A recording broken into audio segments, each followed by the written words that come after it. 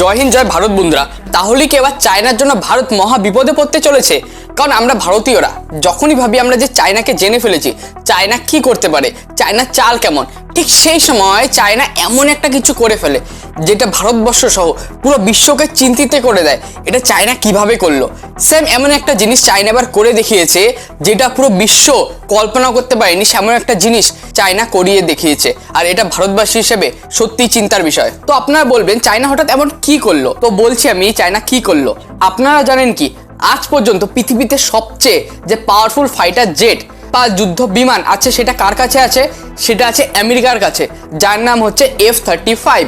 আর same বিমানকে China পুরো copy করে দিয়েছে। আপনারা বলবেন একটা বিমানকে তো কপি করতেই পারে, সারা পৃথিবীতে কত বিমান আছে, কিন্তু এই বিমানটার মধ্যে কি বিশেষত্ব এইটাই আমি বলবো। এই বিমানটিকে বর্তমানে পঞ্চম জেনারেশনের বিমান বলা যায়। এই বিমানটা এত পাওয়ারফুল কেন? এর মধ্যে কি আছে? এই বিমানটা না যে কোনো দেশে গিয়ে ঢুকে মেরে আসতে পারে, সেই দেশের রেডারে এই বিমানটা ধরা পড়ে না। তোমরা বলে কেন রেডার থাকতে কেন ধরা পড়ে না? তো প্রথমেই বলছি রেডার কিভাবে ইউজ হয়। যে রেডারটা আছে সেই রেডার আকাশের দিকে কিছু রেডিও ওয়েভ সিগন্যাল ছাড়ে, আর কোনো প্লেন যখন কোনো দেশে ঢুকে সেই সিগন্যালগুলো গিয়ে সেই প্লেনের গায়ে ধাক্কা খায়, তখন সেই রেডারে গিয়ে ফিরে আসে। তখন সেই রেডার বুঝতে পারে যে সেখানে কোনো একটা প্লেন আছে এবং সেই দেশকে সংকেত দিয়ে যায় যে তোমার আকাশ সীমায় কোনো দেশ প্রবেশ করে গেছে, সতর্ক থাকো। কিন্তু এই বিমানের গায়ে কিছু এমন কোটিং করা আছে যার ফলে এই বিমানটা সম্পূর্ণ রেডিও ওয়েভের সিগন্যালটা সেটা ক্যাচ করে নেয়। সেই সিগন্যালটাকে সেই রেডার অবধি পৌঁছতে দেয় না। তখন সেই রেডারটা বুঝতে পারে না সেখানে যে কোনো জিনিস আছে। তুমি একবার ভাবো, আমাদের কাছে যদি এমন প্লেন থাকে, আমরা বাংলাদেশ অথবা পাকিস্তানে ঢুকে তাদের ক্যাপিটাল সিটি ইসলামাবাদে মেরে আসি আর ওরা বুঝতেই না পারে, তাহলে কেমন একটা ভয়ের বিষয় তোমরা ভাবো। আর ভারতের যদি দুশ্মনের কাছে যদি এই টেকনোলজিটা এসে পড়ে, তাহলে কত চিন্তার বিষয় ভারতের কাছে, যে ভারতের রেডারেই ধরা পড়বে না কিন্তু কোনো বিমান এসে ভারতে লেগে যাচ্ছে, ভারতে মেরে যাচ্ছে। সেম এমন জিনিস চায়না করে ফেলেছে। চায়না আমেরিকার এই ভয়ঙ্কর বিমান F-35 এটাকে কপি করে দিয়েছে। তোমরা বলবে কিভাবে বানালো চায়না? এই টেকনোলজিটা কি আমেরিকা চায়নাকে দিয়েছে? একদমই না। আরেকটা প্রশ্ন রাখতে পারে যে ভারত কেন এমন বিমান বানাতে পারে না? তো দেখো, আমেরিকা দীর্ঘ 9 বছর ধরে রিসার্চ করে বহু টাকা খরচ করে এই বিমানটা বানিয়েছে। এই বিমানের গায়ে এমন কিছু জিনিস কোটিং আছে যেই কোটিংটা সম্পূর্ণ রেডিও ওয়েভ সিগন্যালকে নিজের মধ্যে অ্যাবজর্ব করে নেয়, খেয়ে ফেলে একতরফা। এই কোটিংটাই তো সবাই জানে না যে কি দ্বারা এই বিমানটা তৈরি। আর আমেরিকাও সবার কাছে এই বিমানটা বেচে না, তার বিশ্বস্ত লোকের কাছে এই বিমানটা বেচে, যারা আগে গিয়ে চায়না অথবা রাশিয়ার সাথে বন্ধুত্ব না করবে সেই দেশগুলোকেই বেচে। তো চায়না কিভাবে পেলো, তাই না? চায়না কোত্থেকে বললো এই টেকনোলজিটা? একবার ভাবো, আমেরিকা কোটি টাকা দিয়ে খরচা করলো, তারপর কি হয়েছে বলো তো? আসলে না, আমেরিকা একবার উত্তর চীন সাগরে এটা টেস্টিং করছিল, তখন একটা বিমান না ক্ষতিগ্রস্ত হয়ে পড়ে যায় কোনো মতে, কোনো ফাংশনের কারণে সেই বিমানটা ধ্বংস হয়ে পড়ে যায়। তখন চায়না কি করেছে? আমেরিকার আগে দৌড়ে গিয়ে সেখান থেকে সেই বিমানের কিছু অংশ চুরি করে নিজের দেশে নিয়ে গেছে। ভাবো, আমেরিকার বিমান আমেরিকা পৌঁছানোর আগে চায়না পৌঁছে সেই বিমানটাকে উদ্ধার করে সেটাকে নিয়েছে, আর তারপরে সেটাকে রিসার্চ করেছে যে কি জিনিস লাগানো, আর সেই জিনিসটা জেনে China same to same copy বিমান আবিষ্কার করে ফেলেছে। আমরা জানি কোন স্কুলে যদি কপি করা ছাত্রদের পড়ানো হয়, তো চায়না সেই স্কুলে হচ্ছে হেডমাস্টার। চায়না এত কপি করতে পারে, পৃথিবীতে হয়তো খুব কম দেশ আছে যে চায়নার লেভেলে কপি করতে পারে। চায়নাকে তুমি খালি দিয়ে দাও এটা কপি করো, চায়না ওই জিনিসটাই কপি করে নেবে। আর এই বিমানটা আবিষ্কারের ফলে ভারতের জন্য খুব খারাপ বিষয়, কারণ দেখো চায়না একতরফা আমাদের শত্রু। এখন হয়তো ভারতের সাথে সম্পর্ক ভালো থাকলেও অরিজিনালি কিন্তু চায়না আমাদের শত্রু, এটা নিয়ে কোনো দুবিধা নেই। চায়না যখন এই বিমানটা নিবে, তারপরে তারা যদি আমাদের পর্বত যে এলাকাগুলো আছে সেগুলোতে যদি হামলা করে, আমরা তা বুঝতেই পারবো না, তাই না? কিন্তু ভারত তো সেমন দেশ না, ভারত তো ব্যাকআপ নিয়ে চলে। কারণ কিছুদিন আগে ভারত বলেছে আমার কিছু টপ ফাইটার জেটের দরকার যেগুলো সবচেয়ে পৃথিবীতে শ্রেষ্ঠ। তখন কি করেছে জানো?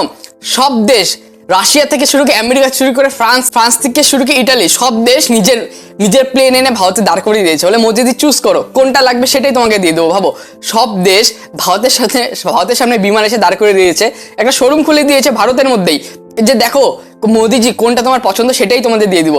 আমেরিকা তো তার F-35 যে বিমানটা আছে সেটাও এনেছিল, ভারতকে বলেছিল তোমার যদি দরকার হয় তাহলে তুমি নিতে পারো, শুধুমাত্র আমাদের কিছু টার্মস অ্যান্ড কন্ডিশন মানতে হবে। প্রথম টার্মস অ্যান্ড কন্ডিশন কি? সেটা হচ্ছে এই বিমানটার যে সার্ভিসিং হবে না, সেটা আমেরিকাতেই করতে হবে। কেন? কারণ ভারত যদি সেই বিমানটাকে খুলে ফেলে এই দেশে, তাহলে ভারত তো জেনে যাবে ভিতর কি কি আছে, তো ভারতও বানিয়ে নিবে। তাই আমেরিকা চায় ভারত যাতে না খুলে, এত ভয় পায় আমেরিকা এই বিমানটা যাতে কপি না হয় তার জন্য। আর চায়না এখন এই বিমানটাকে কপি করে নাম দিয়েছে যেন কি J-35। আর এখন চায়না চায় এটাকে পুরো দুনিয়ার কাছে বেচতে। কারণ দেখো, ভারত যখন ওয়েপেন কিনে কোনো দেশের থেকে, সবসময় ভারত টেস্টিং করে কিনে যে এই জিনিসটা কেমন টেস্ট হচ্ছে। ভারত ধরো ফ্রান্সের কাছে গিয়ে বললো আমার কিছু বিমানের দরকার, তখন ফ্রান্স বলে দেখো মোদিজি এই বিমান এই দেশে মেরেছে, ওই দেশে মেরেছে, পাওয়ার দেখো। তখন ভারত বলে আচ্ছা প্যাক করে দাও। আমেরিকার কাছে গিয়ে বলে এই আমেরিকা কিছু বিমানের দরকার, কিছু বিমান দাও তো। তো আমেরিকা বলে দেখো, আমেরিকা তো জানোই কেমন দেশ, সব দেশেও বিমান মারতেই থাকে, আফগানিস্তানে মানে, ইরাকে মারে, ইরানে মারে, পুরো টেস্ট করে দেখিয়ে দেয় যে ভারত যে দেখো ইন্ডিয়া এই বিমানগুলো এইভাবে মেরেছে, কি পাওয়ারফুল, নিয়ে নিতে পারো, আমরা কম দামে উঠবো। তখন মোদিজি বলে ঠিক আছে প্যাক করে দাও। কিন্তু খারাপটা হচ্ছে চায়না কোনোদিনও এই বিমানগুলো টেস্টিং করতে পারেনি, খালি উড়িয়ে দেখায়, কিন্তু কোনোদিন ফাইট করে দেখায় না। যখন কোনো দেশ চায়নার কাছে কোনো ওয়েপেন কিনতে যায়, চায়নাকে বলে চায়না এই ওয়েপেনটা আমার লাগবে, কত টাকা দাম? চায়না বলে দাঁড়াও ওকে ট্রায়াল দিয়ে দিচ্ছি। তখন চায়না দেখে উড়িয়ে দেখায়, তো দেখছো, তখন বলে দেখো কত সুন্দর উড়ে, কিনে নাও। তখন বলবে উড়িয়ে দেখে কি লাভ, মেরেছে কোথায়, বিমানটা কোন দেশকে অ্যাটাক করেছে আগে ওটা দেখো, কেমন অ্যাটাক করতে পারে। কারণ অ্যাটাক জিনিস নিবো, অ্যাটাক করবে না। তখন চায়না তো হা করে থাকে, কারণ চায়না তো এটাকে ইউজ করেইনি। তো চায়না কি চাচ্ছে, চায়না যে J-35 যেটা কপি ক্যাট, সেই বিমানটাকে পাকিস্তানে পাঠানোর। পাকিস্তান তো জানোই নিজের দেশেই মানে বিমান মেরে দেয় উল্টো পাল্টা। পাকিস্তান তো জানোই কে এসে উল্টা পাল্টা টিপ দিবে, নিজের দেশেই কোন পাইলট এসে নিজের দেশেই মেরে দিবে, দেখবে হঠাৎ করে কোন শহরই উড়ে গেছে পাকিস্তানের। এটা পাকিস্তানের পাইলটরা করে, কারণ শিক্ষার মান সেখানে জানোই সব উল্টা পাল্টা। আর পাকিস্তান পুরো খুশি, পাকিস্তান ভাবছে না যাক একটা দারুণ প্লেন পাবো। কিন্তু পাকিস্তানের অত ট্রেন ফাইটার্সই নেই, অমন ট্রেন পাইলটসই নেই যে এই বিমানটাকে উড়াতে পারবে। আর এই বিমানটার খাসিয়ত কি জানো, আমেরিকা যে বানিয়েছে এই বিমানটা, এটা এক জায়গা থেকে দাঁড়িয়ে টেক অফ করতে পারে।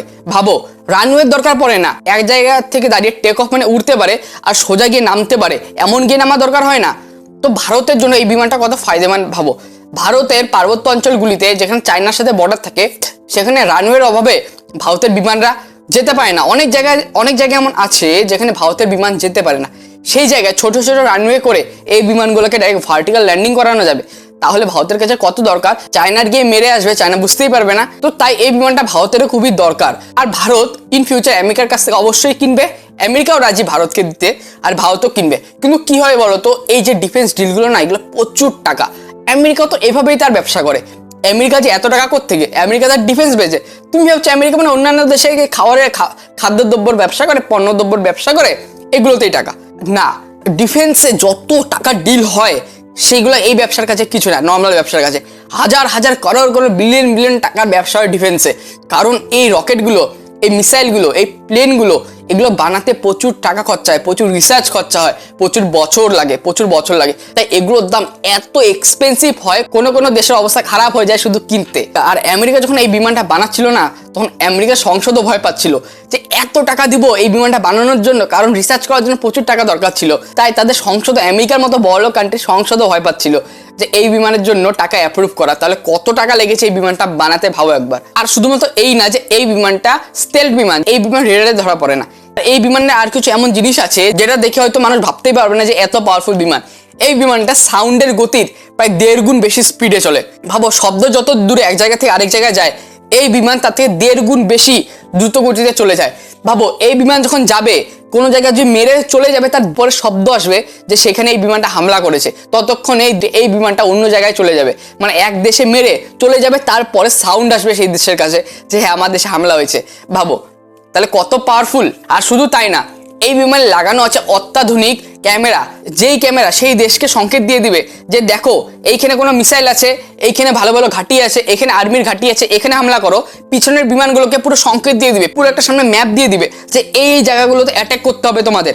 মানে ভাবো, পাইলট তো দেখতে পাচ্ছে বিমানের, কিন্তু তার আগে বিমান দেখে নিচ্ছে সব, একটা ড্রোনের মতো চারদিকে পুরো ভিউ দেখে নিচ্ছে, আর পিছনে পাঠিয়ে দিচ্ছে। তারপরে যে রকেট লঞ্চারগুলো আছে ঠিক সেই জায়গায় নিশানা করছে, আর সেই দেশের অবস্থা পুরো খারাপ হয়ে যাচ্ছে। তাহলে ভাবতে পারো এই বিমানটা কতটা শক্তিশালী। আর চায়না এই বিমানেরই কপি বানিয়ে ফেলেছে, আর যেটার ফলে পুরো বিশ্ব চিন্তিত। আর এই কপি করাকে কি বলে জানো? এই কপি করাকে বলে রিভার্স ইঞ্জিনিয়ারিং। হ্যাঁ বন্ধু, রিভার্স ইঞ্জিনিয়ারিং। আর এই রিভার্স ইঞ্জিনিয়ারিংটাকে না সব দেশ পুরো সম্মান দেয়, যে এত কঠিন জিনিস কোনো দেশ এত সহজে বানিয়ে ফেলে, তখন এটার খুবই নাম হয়। তুমি বলো কেন নাম হয়? কারণ দেখো, আমেরিকা 9 বছর ধরে বিলিয়ন্স টাকা খরচ করে এই বিমানটা বানিয়েছে, আর চায়না শুধুমাত্র চুরি করে এই বিমানটা বানিয়ে নিচ্ছে, আর অনেক কম দামে এই বিমানটা চায়না এখন বিক্রি করবে। তাহলে ভারতের জন্য খুবই একটা অবশ্যই চিন্তার বিষয়, আমাদের সিকিউরিটির জন্য। আমারও আমাদের সরকারকে নিবেদন যে তাড়াতাড়ি আমাদের ডিফেন্সকে আরও শক্ত করা হোক। এমন F-35 এর মতো 5th জেনারেশনের পাওয়ারফুল বিমান আমাদের ভারতের বায়ুসেনাতে যুক্ত করা হোক, যাতে আমাদের ভারত আরও বেশি শক্তিশালী হয়ে ওঠে। এমনি ভারত সুপার পাওয়ার হওয়ার খুব আগে বিশ্বগুরু তো ভারত হয়েই গেছে, আর এবার ভারত হতে চলবে বায়ুসীমার মধ্যে প্রচুর শক্তিশালী, যদি আমেরিকা সেই 5th জেনারেশনের সেই F-35 বিমান ভারতে আসে। তো বন্ধুরা, তোমাদের কি মন্তব্য? ভারতের কি এই বিমানটা আমেরিকার কাছ থেকে কিনা উচিত? আর দেখো, যতই বলছি কপি জিনিস কপি হয়, অরিজিনালি হয়।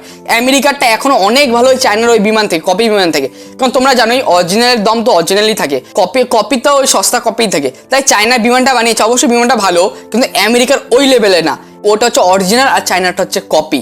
তো বন্ধুরা, তোমাদের কি মনে হয়, ভারতের কি চায়নার কাছ থেকে কিনা দরকার? কারণ ভারতের সাথে তো এখন চায়নার বন্ধুত্ব হয়ে গেছে, না আমাদের আমেরিকার থেকে অরিজিনাল বিমানটা অনেক বেশি দাম দিয়ে কিনা দরকার? চায়না অনেক কম টাকায় বেচে দিবে, কিন্তু আমরা যদি আমেরিকার কাছে কিনি, আমেরিকা অনেক বেশি টাকা দিবে, কিন্তু আমরা অরিজিনাল জিনিস পাবো। তো বন্ধু, তোমাদের কি মন্তব্য? আমাদের আমেরিকার কাছে কিনা উচিত না চায়নার কাছে কিনা উচিত? আর তার সাথে সাথে কি ভারতের নিজের ডিফেন্সে আরো বেশি করে টাকা ইনভেস্ট করা দরকার, যাতে এই F-35 এর মতো বিমান ভারতে তৈরি হয়, এর থেকে শক্তিশালী বিমান যাতে ভারতে তৈরি হয়। কারণ ভারতে দেখো ট্যালেন্টের তো অভাব নেই, ভারতের ইঞ্জিনিয়াররা আমেরিকা দিয়ে কাজ করছে, ভারতের ডাক্তাররা আমেরিকা দিয়ে কাজ করছে। কারণ আমেরিকায় ডাক্তারই নেই অত ভালো ভালো, যতটা ভারতীয় ডাক্তার আমেরিকায় গিয়ে কাজ করছে। অত ভালো IIT নেই, অত ভালো ইঞ্জিনিয়ার্সই নেই, যত ভালো ইঞ্জিনিয়ার্স আমেরিকা ভারত থেকে নিয়ে যায়। তো ভারতে তো ট্যালেন্টের অভাব নেই, শুধু দরকার আমাদের সরকার একটু ফোকাস করে। তো বন্ধুরা, তোমাদের মন্তব্য নিচে কমেন্টে জানাও। আর রিসেন্টলি রাশিয়া, চায়না এবং ভারতের একটা বন্ধুত্ব হয়েছে ব্রিক্স সামিটে।